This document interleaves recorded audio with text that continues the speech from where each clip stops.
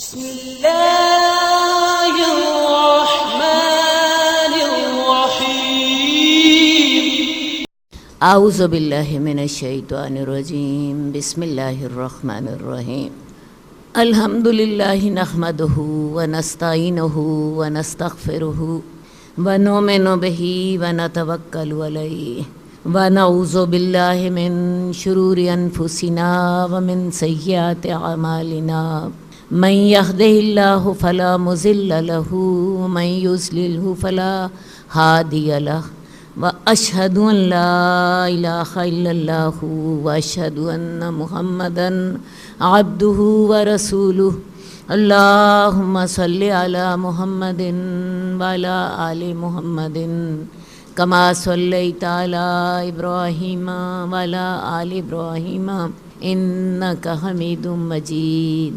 اللہم بارک علی محمد وعلی آل محمد کما بارکت علی ابراہیم وعلی آل ابراہیم انک حمید مجید اللہم رب اشرح لی صدری ویسر لی امری واحلل عقدۃ من لسانی یفقہوا قولی۔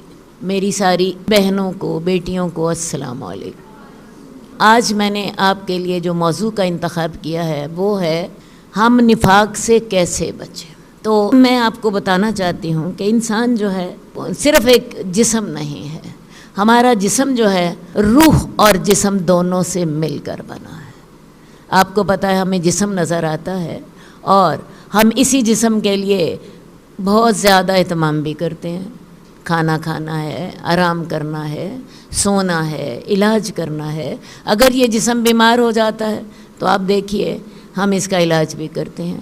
کوئی بعض بیماریاں ہماری زیادہ سخت ہوتی ہیں، بعض بیماریاں کم ہوتی ہیں۔ مثال کے طور پہ کسی کو سر درد ہو جاتا ہے، کسی کو بخار چڑھ جاتا ہے، کسی کا گلا خراب ہو جاتا ہے، انسان علاج کرتا ہے، ٹھیک ہو جاتا ہے۔ لیکن بعض بیماریاں مہلک بھی ہوتی ہیں جن کے ساتھ انسان کی ہلاکت بھی واقع ہو جاتی ہے۔ تو اسی طرح میں آپ کو بتاؤں انسان کی روح بھی بیمار ہو جاتی ہے، انسان کی روح بھی بیمار ہو جاتی ہے۔ ظاہرہ طور پہ تو ہمیں روح اتنی زیادہ نظر نہیں آتی، لیکن میں آپ کو بتاؤں روح کی اہمیت کو آپ نظر انداز کیسے کر سکتے ہیں جبکہ انسان کی ساری زندگی کا مدار ہی روح پر ہے۔ دیکھیں جب انسان کے جسم سے روح نکل جاتی ہے، رات کو جب ہم سوتے ہیں روح اللہ کے پاس چلی جاتی ہے۔ ہمارے پاس وہ شعور نہیں ہوتا، نیند میں اور بیداری کا معاملہ ایک جیسا نہیں ہے۔ اس وقت بھی ہماری روح ہمارے پاس نہیں ہوتی، اور جب ہماری روح مستقل چلی جاتی ہے تو پھر کیا ہوتا ہے، ہماری زندگی باقی نہیں رہتی ہے، اور پھر انسان اس شخص کو قبر میں جا کے دفن کراتے ہیں۔ تو یہ ہے روح کی اہمیت۔ اب ہمیں وہ نظر نہ آئے تو علیحدہ بات ہے، لیکن انسان اصل اس کی روح جو ہوتی ہے وہی اس میں کام کر رہی ہوتی ہے۔ میں آپ کو بتانا یہ چاہتی ہوں کہ انسان صرف جسم نہیں ہے، اس کی روح بہت زیادہ اہمیت رکھتی ہے۔ اب روح کو بھی غذا چاہیے، روح بھی بیمار ہو جاتی ہے، جب اس کا ہم خیال نہیں رکھتے روح بیمار ہو جاتی ہے۔ اب روح اللہ کے پاس سے آئی ہے، اور روح کی غذا بھی وہی ہے جو اللہ کے پاس سے آئی ہے۔ روح کی غذا کیا ہے؟ اللہ کا ذکر، اللہ کی فرما برداری، اللہ کی نافرمانی سے بچنا، قرآن کی تلاوت، نماز پڑھنا، نیکیاں کرنا، یہ روح کی غذا ہے۔ اور آپ دیکھتی ہیں بعض اوقات ہماری روح بہت صحت مند ہوتی ہے جب ہم اسے غذا دیتے ہیں۔ رمضان میں ہم نے روح کو غذا دی تھی، دیکھ لیجئے ہم روزہ رکھتے تھے، روزے کے ساتھ ہم قرآن کی تلاوت بھی کر لیتے تھے، اللہ تعالیٰ صدقے کی بھی توفیق دے دیتے تھے، اللہ تعالیٰ رات کو تراویح پڑھنے کی بھی توفیق دے دیتے تھے۔ تو روزے کے ساتھ روح ہماری طاقتور ہوتی ہے، اور جب روح طاقتور ہوتی ہے تو ہم نیکیاں زیادہ کرتے ہیں، ہمارا ایمان بڑھ جاتا ہے، اور یہ روح کے طاقتور ہونے کی نشانی ہوتی ہے۔ اور جب ہم اللہ سے دور چلے جاتے ہیں تو پھر ہوتا کیا ہے، ہماری روح کمزور ہو جاتی ہے، اور ہماری روح بعض اوقات کمزور ہوتے ہوتے بیمار بھی ہو جاتی ہے، اسے بہت سی روحانی بیماریاں لگ جاتی ہیں جو کہ بہت مختلف اقسام کی ہوتی ہیں۔ جیسے ہماری دنیاوی بیماریاں ڈھیر ساری ہوتی ہیں، روح کی بیماریاں بھی ڈھیر ساری ہوتی ہیں۔ مثلا روح کی سب سے بڑی بیماری تو شرک، کفر ہے، نفاق کے بعد یہ کفر اور شرک تو کافروں کی بیماریاں ہیں، لیکن نفاق مسلمانوں کی بیماری ہے۔ اس کے علاوہ روح کی اور جو بیماریاں ہیں ان میں تکبر کرنا، ان میں بخل کرنا، ان میں لوگوں کو معاف نہ کرنا، ان میں حسد کرنا، انتقام لینا، یہ ساری روحانی بیماریاں ہوتی ہیں۔ اور ان روحانی بیماریوں کا بھی جب تک علاج نہ کریں، ہوتا کیا ہے، بعض اوقات ہمارا ایمان خطرے میں پڑ جاتا ہے۔ خاص طور پہ جیسے کہ میں نے آپ سے کہا کہ جو کفر اور شرک ہے اس کے ساتھ تو انسان کا ایمان باقی ہی نہیں رہتا، لیکن مسلمانوں کی جو روحانی بیماریاں ہیں ان میں پہلے نمبر پر نفاق آتا ہے۔ اور اگر نفاق سے بھی انسان بچ جائے تو یہ حسد، بغض، انتقام، غصہ، تکبر، بخل، یہ عیش پرستی، ایسی بیماریاں ہیں جو کہ انسان کے ایمان کو گھن کی طرح کھا جاتی ہیں، انسان کے ایمان کو گھن کی طرح کھا جاتی ہیں۔ تو سب سے پہلی بات میں نے آپ سے یہی کرنی ہے کہ جو ہماری روح ہے، ہمیں اس کو غذا دینی ہے۔ اور اللہ تعالیٰ نے روزہ رکھا ہی اسی لیے ہے تاکہ روزے کے ساتھ ہماری روح کو غذا ملے، نماز کے ساتھ ہماری روح کو غذا ملتی ہے، اللہ کے کلام کے ساتھ ہماری روح کو غذا ملتی ہے۔ اور رمضان کی مثال میں نے آپ کو اس لیے دی کہ آپ رمضان پچھلے دنوں گزار کر آئے ہیں، ان دنوں میں آپ کو خود محسوس ہوتا تھا نیکیاں کرنے کو دل چاہ رہا ہوتا ہے، ایمان بڑا ہوتا ہے، اور اس ایمان بڑے ہونے کے ساتھ ہمیں نیکیاں کرنی آسان لگتی ہیں۔ اس کی کئی وجوہات اور بھی ہیں، لیکن ایک بہت بڑی وجہ یہی ہوتی ہے کہ روح کو غذا مل رہی ہوتی ہے۔ تو آج جو میرا موضوع ہے اس کا تعلق اسی سے ہے کہ ہماری روح کی بیماریاں جو ہیں وہ کون سی ہیں، اور روح کی بیماریوں میں مسلمانوں کے اندر وہ کفر اور شرک، وہ تو کفار کی بیماریاں ہیں، جو مسلمانوں کی روح کی بیماریاں ہیں ان میں سب سے بڑی بیماری نفاق کی ہے، جس کے ساتھ بعض اوقات انسان کا ایمان خطرے میں پڑ جاتا ہے، اور انسان کا بعض اوقات ایمان رہتا ہی نہیں ہے، اور بعض اوقات رہتا ہے لیکن ایمان میں بہت زیادہ نقص واقع ہو جاتا ہے۔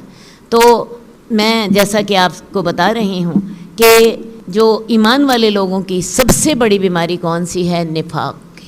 یہ بیماری مہلک بھی ہے، یہ انسان کو بہت زیادہ نقصان پہنچانے والی ہے۔ تو آج ہم دیکھیں گے نفاق ہوتا کیا ہے، اس کے بعد ہم یہ دیکھیں گے کہ نفاق کی علامتیں کیا ہیں، اور پھر ہم یہ دیکھیں گے کہ ہم نفاق کو ختم کیسے کر سکتے۔ ان 3-4 پوائنٹس پر ہم انشاءاللہ تعالی باتیں کریں گے، اللہ تعالیٰ نے ہمیں توفیق دی تو سب سے پہلی بات یہ ہے کہ آئیے دیکھتے ہیں کہ نفاق کیا ہوتا ہے۔ نفاق کا جو لفظ ہے یہ نفق کے ساتھ ہے۔ نفق کہتے ہیں سرنگ کو۔ سرنگ آپ سمجھتی ہیں کس کو کہتے ہیں؟ اوپر سے زمین آپ کو درست نظر آ رہی ہوتی ہے، اسی کے اندر سے آپ ایک سوراخ کر لیتے ہیں، اور اس کا ایک ادھر جانے کا راستہ ہوتا ہے، ایک ادھر سے آنے کا راستہ ہوتا ہے۔ ایک شخص اوپر سے دیکھ رہا ہوتا ہے کہ یہ زمین بالکل درست ہے، لیکن وہ کھوکھلی ہوتی ہے، اس کا صرف تھوڑا سا حصہ، مثال کے طور پہ اتنا حصہ اس کا آپ کو نظر آ رہا ہوتا ہے، نیچے اس میں سے سرنگ ہے۔ تو اس کو کہتے ہیں، یہ ہوتی ہے نفق کے ساتھ نفاق کا لفظ ہے۔ ایمان کا ایک ظاہری چھلکا موجود ہے لیکن اس کے اندر کچھ بھی نہیں ہے، وہ کھوکھلا ہے، وہ عین ممکن ہے کہ اس کے اوپر زیادہ دباؤ پڑے، آپ نے تھوڑا سا اوپر رسا رکھا ہوتا ہے، وہ نیچے گر پڑے اور وہ ختم ہو جائے۔ تو یہ تو میں نے آپ کو نفاق کے معنی بتائے ایک عمومی طور پر۔ نفاق کی جو شرعی تعریف ہے وہ کیا ہے؟ امام ابن جریر کہتے ہیں منافق وہ ہوتا ہے جس کا قول اس کے عمل کے مخالف ہو، کہتا کچھ ہو کرتا کچھ ہو، ظاہر کچھ کرے باطن میں کچھ اور ہو، شو کچھ اور کرے اندر دل میں کچھ اور ہو، ایسا آدمی منافق ہوتا ہے، ایسا آدمی منافق ہوتا ہے۔ دوبارہ میرے سے سن لیجئے، جس کا قول ابن جریر کے مطابق، جس کا قول اس کے عمل کے مخالف ہو، اس کا ظاہر کچھ اور کہے باطن کچھ اور ہو، ظاہر وہ شو کچھ اور کرے، میں بڑا نیک ہوں، اندر اس کے کچھ اور ہو، یہ ہوتا ہے منافق۔ وہ اپنی خباثت کو اس نے چھپایا ہوتا ہے۔ نفاق کی 2 قسمیں ہیں بڑی بڑی۔ ایک تو وہ نفاق کی قسم ہوتی ہے جس کے ساتھ انسان مسلمان ہی نہیں ہوتا، اور وہ نفاق کی وہ قسم ہے کہ جس میں انسان کا عقیدہ بھی غلط ہوتا ہے، عقیدہ ہوتا ہی نہیں ہے، وہ اللہ پہ ایمان نہیں لا رہا، یا اللہ پہ ایمان تو لا رہا ہے، رسول صلی اللہ علیہ وآلہ وسلم پر ایمان نہیں لا رہا، یا اس کا آخرت پر ایمان نہیں ہے، اللہ پہ ایمان ہے۔ آپ کو پتہ ہے یہ 3 ایمان ضروری ہوتے ہیں، اللہ پہ ایمان، رسول صلی اللہ علیہ وسلم پر ایمان، تمام رسولوں پر ایمان اور آپ پر بھی ایمان اور آخرت پر ایمان. اب اس کا اللہ پر تو ایمان ہے، رسول اللہ صلی اللہ علیہ وسلم پر اس کا اس طرح ایمان نہیں ہے جیسے ہونا چاہیے. مثال کے طور پہ وہ آپ کو خاتم النبیین نہیں سمجھتا، یا وہ مثال کے طور پہ آپ کے فیصلوں پہ راضی نہیں ہوتا، وہ حدیث پہ ایمان نہیں لاتا، یا قیامت کے دن پر ایمان تو ہے لیکن یہ ایمان صرف کھوکھلا ہے، صرف زبان کا ہے، یہ ایمان صرف یہاں تک ہے، دل میں اترا نہیں ہے. تو پہلا تو عقیدے کا نفاق ہوتا ہے جس میں واضح طور پر انسان ایمان نہیں لاتا، یہ تو ہے عقیدے کا نفاق. دوسرا ہوتا ہے انسان اللہ کو مان رہا ہے، رسول اللہ صلی اللہ علیہ وسلم کو مان رہا ہے، قیامت پر بھی ایمان ہے، لیکن اس ایمان کے اندر کمی ہے، اس ایمان کے اندر کمی ہے. اور اس کے ایمان کی کمی کا نتیجہ کیا ہوتا ہے کہ عمل میں کمی ہوتی ہے، عمل میں کمی ہوتی ہے. وہ ظاہرہ ایمان لاتا ہے لیکن عمل میں کمی ہوتی ہے، اس کا عمل ایمان اتنا مضبوط نہیں ہوتا کہ اس کو عمل پر مجبور کر سکے. تو یہ ہوتا ہے عمل کا نفاق. اور یہ عمل کا نفاق میں آپ کو بتاؤں یہ اتنا خطرناک ہے کہ اس کے لیے قرآن مجید نے مثالیں بھی پیش کی ہیں. آپ سورہ بقرہ شروع ہوتی ہے، سورہ بقرہ کا جو پہلا رکوع ہے اس میں اللہ تعالیٰ نے متقین کی 5 صفات بتا دی ہیں، متقین کی 5 صفات بتا دی ہیں قرآن کے آغاز میں ہی. اس کے بعد کفار کی صفات بتا دی ہیں. منافقین کے لیے اللہ تعالیٰ نے زیادہ ڈیٹیل سے بتایا ہے اور ان کی مثال زیادہ ڈیٹیل سے سمجھائی ہے. اور ایک اس میں عقیدے کے نفاق کا بتایا. عقیدہ کا نفاق تو وہ ہے جن کو اللہ پر، اللہ کے رسولوں پر اور قیامت پر ایمان ہی نہیں ہے، وہ تو ہیں عقیدے کے منافق. ہمارا تعلق آج کے میرے موضوع کا تعلق ان سے نہیں ہے، میرے موضوع کا تعلق ان لوگوں سے ہے جو ایمان لاتے ہیں، اللہ پر ایمان ہے، رسول اللہ صلی اللہ علیہ وسلم سے محبت بھی ہے، قرآن سے محبت بھی ہے اور قیامت کے دن پر ایمان بھی ہے، لیکن ایمان اتنا کمزور ہے کہ وہ عمل نتیجے میں نہیں ہوتے جو ہونے چاہیے. اور یہ اصل ایمان کی کمزوری ہے. ایمان موجود ہے لیکن ایمان کی کمزوری ہے. لیکن اللہ تعالیٰ نے سورہ بقرہ میں کے دوسرے رکوع میں اس کو بھی نفاق ہی کہا ہے، اس کو بھی نفاق ہی کہا ہے. میں زیادہ تفصیل میں نہیں جاؤں گی کیونکہ میرا خیال ہے کہ آپ میں سے اکثر لوگوں نے وہ سورہ بقرہ کا دوسرا رکوع پڑھا ہوگا اور ان کی مثال بھی پڑھی ہوگی. ان کی مثال اللہ تعالیٰ ایسے دیتے ہیں جیسے ایک موسلادھار بارش کی مثال ہو اور کڑک ہو، بجلی ہو، اور وہ لوگ اپنے کانوں میں انگلیاں دے دیتے ہیں موت کے ڈر سے کہ ایسا نہ ہو کہ جو بجلی چمک رہی ہے، بادل گرج رہے ہیں، ان کے ساتھ کہیں ہماری موت ہی واقع نہ ہو جائے. ٹھیک ہے، اور اس وجہ سے وہ اپنے کانوں میں انگلیاں دے دیتے ہیں. جب روشنی ہوتی ہے چل پڑتے ہیں، اور جب قربانی کا وقت آتا ہے وہیں کھڑے ہو جاتے ہیں، وہیں کھڑے ہو جاتے ہیں. یہ مثال اللہ تعالیٰ نے ان کے دی تھی. جئنا إلى الدنيا كي ندعو إلى الله لننشر الخير في الكون الذي حارى ونرسل العطر من روض الهدى الزاهي ويشرق السلم أنوارا وأنوارا.